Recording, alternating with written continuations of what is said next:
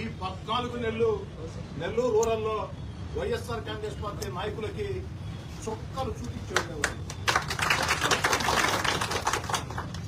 నెల్లూరు రూరల్లో ఉండే వైఎస్ఆర్ కాంగ్రెస్ పార్టీ నాయకులు అందరి గురించి నేను మాట్లాడను.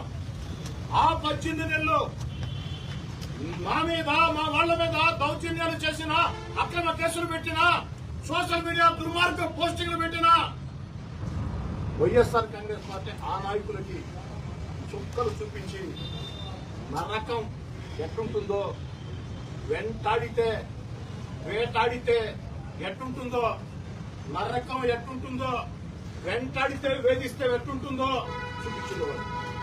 మరి ఇంకా చేయలేదు. ఎందుకు చేయలేదంటే వైసీపీ నాయకులారా పండగ చేసుకోండి. చంద్రబాబు నాయుడు గారు మా చేతులు కట్టేశారు. చంద్రబాబు నాయుడు గారు మా చేతులు కట్టేశారు.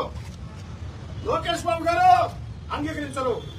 చంద్రబాబు నాయుడు గారు మా చేతులు కట్టి బట్టి, చంద్రబాబు నాయుడు గారు మా చేతులు కట్టి బట్టి లోకేష్ బాబు గారు అంగీకరించరు కాబట్టి, ప్రతీకార చర్యలకి పాల్పడితే సహించరు కాబట్టి ఎమ్మెల్యేలైనా, ఎంపీలైనా, మంత్రులైనా చంద్రబాబు నాయుడు గారి దగ్గర గీత దాటకూడదు.